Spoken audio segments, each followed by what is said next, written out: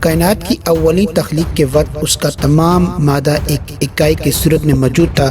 پھر اللہ رب العزت نے اس اکائی کو پھوڑا اور اس کے نتیجے میں اس کائنات پست بالا کو وجود ملا۔ قرآن مجید کے نظریہ تخلیق کائنات کے مطالعہ سے ہم کائنات کی تخلیق سے متعلقہ سائنسی تحقیقات کے ارتقاء کے طویل جدوجہد کا مختصر ذکر ضرور سمجھیں گے تاکہ آپ کو اسلامی اعتقاد کی حقانیت کو سمجھنے میں آسانی ہو۔ 1687 میں مشہور و معروف برطانوی سائنسدان آئزیک نیوٹن نے تجاذب کا کائناتی تصور پیش کرتے ہوئے کہا کہ کائنات جامد اور غیر متغیر ہے۔ یہ بات 20ویں صدی تک ایک مصدقہ حقیقت کے روپ میں تسلیم کی جاتی رہی۔ 1915 ء میں البرٹ آئنسٹائن نے عمومی نظریہ اضافیت جنرل تھیوری آف ریلیٹیوٹی پیش کیا۔ اس نظریے میں اس مادہ، توانائی، کشش، مکان اور زمان میں باہمی نسبت کی وضاحت کی۔ اس نے نیوٹن کا جمود کائنات کا تصور تو کسی حد تک رد کر دیا، لیکن وہ خود کائنات کی اصلیت کے بارے میں کوئی نیا نظریہ دینے سے قاصر رہا، کیونکہ نیوٹن کے نظریات کو اس وقت تک دنیا بھر میں غیر متبدل سمجھا جا رہا تھا۔ 1929 ء میں ایڈون ہبل نے پہلی بار یہ مفروضہ پیش کیا کہ کائنات جامد اور غیر متغیر نہیں ہے، بلکہ حرکت پذیر ہونے کے علاوہ شاید مسلسل وسیع بھی ہو رہی ہے۔ اس کی تحقیق نے عظیم دماغ کے نظریے یعنی بگ بینگ تھیوری کو جنم دیا۔ عظیم دماغ کے نظریے کو ابتدائی طور پر مارٹن ریلے اور ایلن آر سینڈج نے پروان چڑھایا۔ 1965 ء میں دو امریکی سائنسدانوں آرنوپنس پاس اور رابرٹ ویلسن نے اپنے معمول کے تجربات کے دوران اتفاقاً کائناتی پس منظر کی شعاع ریزی کاسمک بیک گراؤنڈ ریڈیشن دریافت کی، جس سے یہ بات ثابت ہوئی کہ مادی کائنات کا آغاز ایک اکائی سے ہوا تھا۔ اس اکائی کو انہوں نے مختصر ترین کائناتی انڈے منیوٹ کاسمک ایگ کے نام سے مرسوم کیا، جو اپنے اندر بے پناہ توانائی کو سنبھالے ہوئے تھا۔ وہ اچانک پھٹا اور اس کے نتیجے میں اس کائنات کا مختلف الاقسام مادہ تخلیق پایا، اور اسی سے بعد ازاں مختلف کلسٹرز اور کہکشائیں تخلیق پائیں۔ چار ایسی بنیادی طاقتیں جو مختلف اجرام فلکی کے اپنے اپنے کروں میں موجود ہوتی ہیں، وہ بھی اس دماغ کے ساتھ ہی مارد وجود میں آ گئیں۔ وہ طاقتیں یہ ہیں: کشش ثقل یعنی گریوٹی، برقی مقناطیسیت، الیکٹرو میگنیٹزم، طاقتور نیوکلیائی طاقتیں اور کمزور نیوکلیائی طاقتیں، strong and weak nuclear forces. موجودہ سائنسی تحقیقات کے متعدد اندازوں کے مطابق اب تک اس کائنات کو تخلیق ہوئے کم و بیش 15 ارب سال گزر چکے ہیں۔ آج سے 15 ارب سال پہلے پائی جانے والی اس ابتدائی کمیٹی اکائی سے پہلے وہ کیا شے تھی جس سے یہ کائنات ایک دماغے کی صورت میں تخلیق کی گئی؟ سائنسدان اس سوال کا جواب دینے سے قاصر ہیں۔ اس معمے کا حل قرآن مجید کے اس فرمان پر ایمان لانے سے ہی ممکن ہے۔ بسم اللہ الرحمن الرحیم، اذا قضا امرا فانما یقول له کن فیکون۔ جب وہ کسی کام کا فیصلہ فرماتا ہے تو اسے صرف یہی حکم دیتا ہے، ہو جا، بس وہ ہو جاتا ہے۔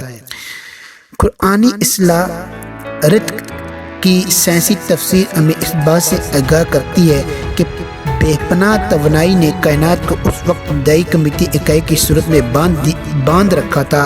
وہ ایک ناقابل تصور حد تک کثیف اور گرم مقام تھا جسے اکائیت کے نام سے مرسوم کیا جاتا ہے۔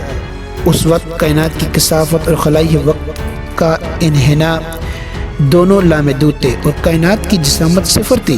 اکائیت کی اس حالت اور صفر درجہ جسامت زیرو والیوم کی طرح قرآن مجید یوں اشارہ کرتا ہے: بسم اللہ الرحمن الرحیم، ان السماوات والارض کانتا رتقا۔ جملہ یعنی جملہ آسمانی کائنات اور زمین سب ایک اکائی سنگولیرٹی کی شکل میں جڑے ہوئے تھے۔ یہ سورہ انبیاء کی آیت ہے۔ ان الفاظ میں بگ بینگ سے پہلے کا ذکر کیا گیا ہے، پھر اس کے بعد پھوٹنے اور پھیلنے کا عمل شروع ہوا جسے کلام مجید نے ان الفاظ میں ذکر کیا، یعنی بسم اللہ الرحمن الرحیم ففتقناہما، پس ہم نے انہیں پھاڑ کر جدا کر دیا۔ عظیم دھماکے یعنی بگ بینگ روح پذیر ہونے والے عمل انشقاق یعنی پھٹنے کے عمل کے آغاز کے ساتھ ہی ایک سیکنڈ کے 100ویں حصے میں وہ عقائد پھیل کر ابتدائی آگ کا گولہ پرائمورڈیل فائر بال بن گئی اور دھماکے کے فوری بعد اس کا درجہ حرارت 1 خرب سے 1 خرب 80 ارب سینٹی گریڈ کے درمیان جا پہنچا۔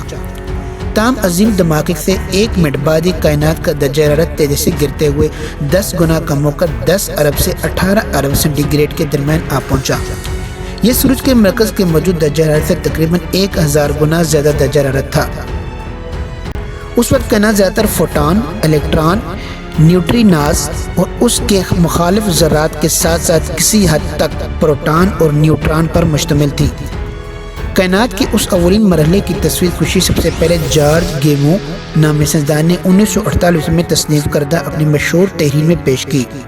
اس نے کہا کہ عظیم دھماکے بگ بینگ کے معاون بعد کائنات اتنی شدید گرم تھی کہ ہر طرف نیوکلیائی حرارتی تعاملات تھرمو نیوکلیئر ریڈیشن شروع ہو گئی۔ اس کا مطلب یہ ہوا کہ ابتدائی کائنات زیادہ توانائی کے حامل شارٹ ویو فوٹان سے معمور تھی۔ اس نے ایک قابل قدر پیشنگوئی کی کہ کائنات کی ابتدائی بے حد گرم حالتوں میں فوٹانز کی صورت میں پائی جانے والی شعاع ریزی یعنی ریڈیشن کو اب بھی نسبتاً کم درجہ حرارت کے ساتھ جاری ہونا چاہیے، جو مطلق 0-273 ڈگری سینٹی گریڈ سے محض چند درجے زیادہ ہو۔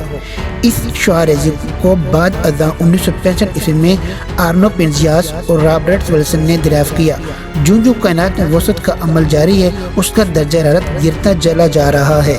فی الحال کائنات کا اوسط درجہ حرارت -270 ڈگری سینٹی گریڈ تک کم ہو چکا ہے، جو مطلق صفر سے محض 3 درجہ اوپر ہے۔ مطلق صفر یعنی -273.16 ڈگری سینٹی گریڈ، جہاں مالیکیولز کی ہر طرح کی حرکت منجمد ہو کر رہ جاتی ہے۔ جارج لیوٹر نے 1931 میں اس بات کی طرف اشارہ کیا کہ اگر تمام کہکشاؤں کے باہر کی سمت پھیلاؤ کا تعاقب کیا جائے اور اس میں چھپے عقائد پر غور و فکر کیا جائے تو یہ بات قرین قیاس ہے کہ وہ سب دوبارہ اسی نقطے پر آ ملیں جہاں سے سفر کا آغاز ہوا تھا۔ مادے کا وہ بڑا قطرہ جو ابتدائی ایٹم پرائمیل ایٹم کے نام سے جانا جاتا ہے، یقیناً ماضی بعید میں طبی کائنات کے طور پر پائے جانے والا کائناتی انڈا کاسمک ایگ تھا۔ لیوٹر نے یہ مفروضہ پیش کیا کہ مادے کا وہ بڑا قطرہ کسی وجہ سے پھٹ گیا اور ایک بم کی طرح باہر کی طرف ہر سو اڑ نکلا۔ یہی کائنات کی اولین تخلیق قرار پائی۔ لیوٹر کا یہ خیال بعد ازاں عظیم دھماکے کے نظریے کی صورت میں متعارف ہوا۔ اصل حقیقت ہر صورت وہی ہے کہ آج ہمیں نظر آنے والی کہکشائیں اس اکائی مادے سے انشقاق شدہ حالت شدہ ہیں، جس کا قرآن حکیم میں یوں ذکر آتا ہے: بسم اللہ الرحمن الرحیم کانتا رتقاً ففتقناہما، یعنی سب ایک اکائی یعنی سنگولیرٹی کی شکل میں جڑے ہوئے تھے، بس ہم نے انہیں پھاڑ کر جدا کر دیا۔